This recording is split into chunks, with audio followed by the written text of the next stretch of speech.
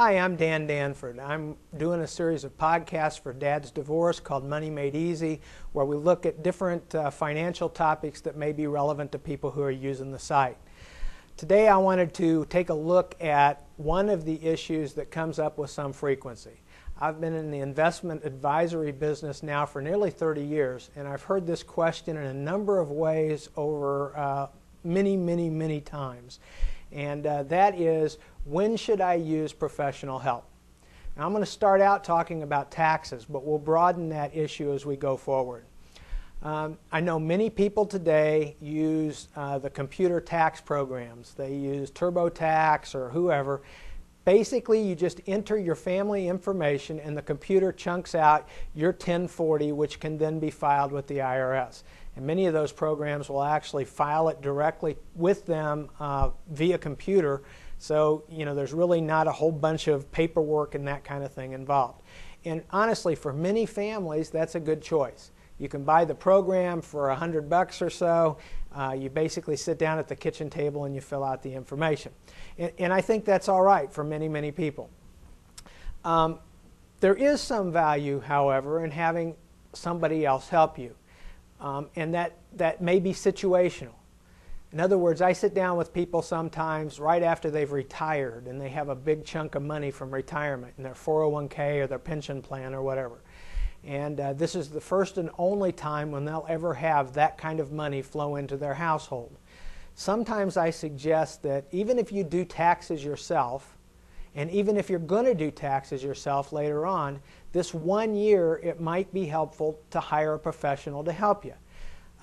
They just see this kind of thing every day where you only see it once in your life. That same thing is true for a number of different situations.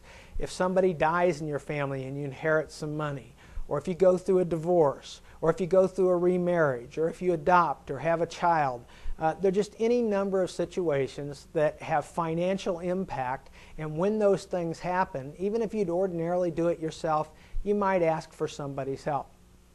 Now, I'd also take it a step further and say other people, even that don't have those special situations, might go outside for professional help when they have certain activities in their household. For many years, my wife and I had a little house that we rented. It was the first house we bought after we were married, and our kids were born there.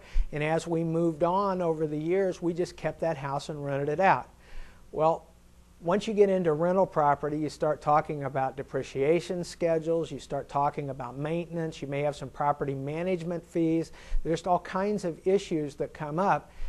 I decided it created some value in my case to have somebody else do those things for me. So we started working with a tax firm, a CPA, and if for no other reason than every year when they prepared my return, they could give me advice or make suggestions, and I found that to be very helpful. Similar things are true in other financial activities. I know that today we live in kind of a do-it-yourself society, and I truly believe that most of what I do for clients, clients could do for themselves if they wanted to. But the truth of the matter is that many of my clients, because they're successful in other aspects of their lives, they don't have the time to devote to their investments that I do. Okay? I mean, they just plain don't have 3 or 4 hours a week to study the magazines, to read the Wall Street Journal, to follow Barron's, to buy the research, to use the research. It just isn't, it isn't functional for them. Okay? If they spent that kind of time, it would mean that they weren't spending that kind of time in the parts of their lives that actually generate income. So for those people, they choose, even though they're perfectly capable of doing it, they choose to have somebody like my firm do that for them. Another thing that I see is what I call interest. Some people care about finances. It's a hobby for some people. I run into people who honestly spend more time with it than I do. It's their hobby. It's what they love doing, okay?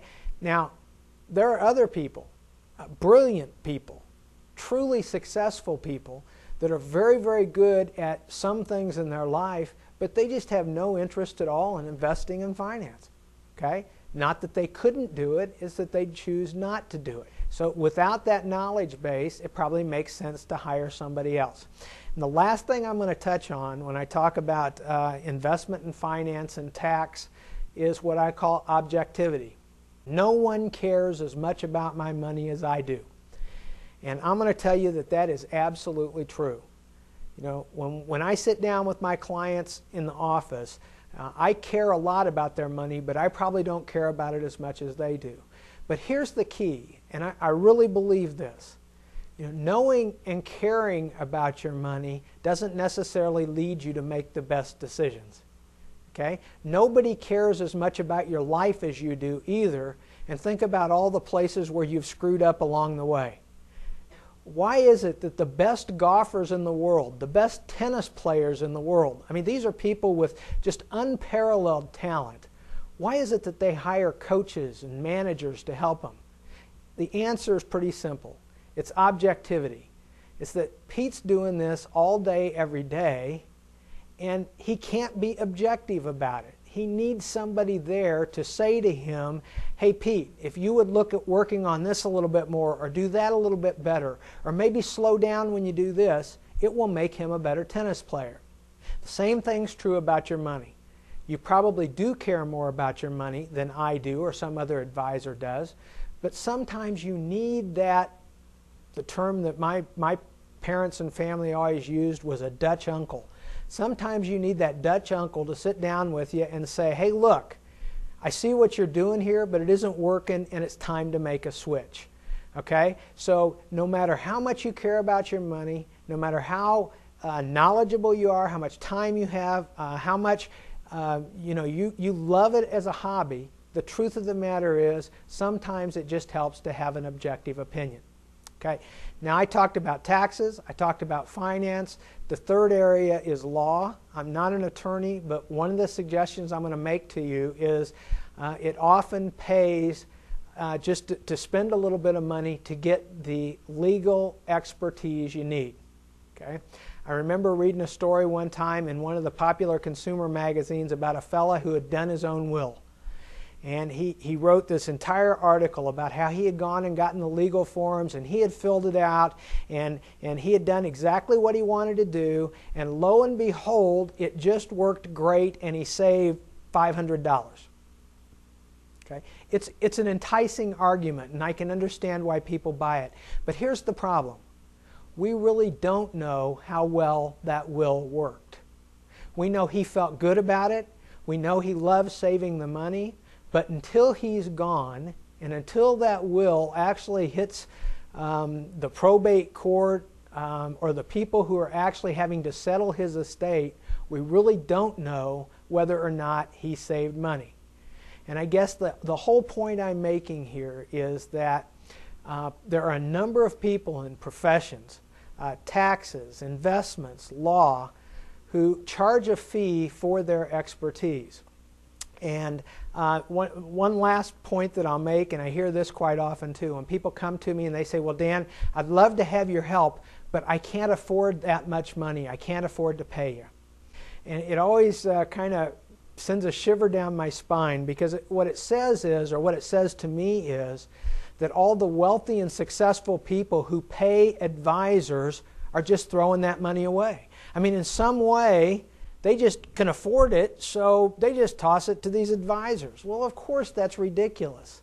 I mean, maybe we need to turn that around in another fashion, and we need to say, hey, maybe those people are successful financially. Maybe they've accomplished great things because they see the value offered by that expertise. It's not so much a question of what you spend or the cost of that advice. It's a question of how much value does that advice bring to you. And my argument today is that for many people, having advisors actually brings value to their situation. So that's it for this segment of Dad's Divorce Money Made Easy, and we'll see you next week. Thank you.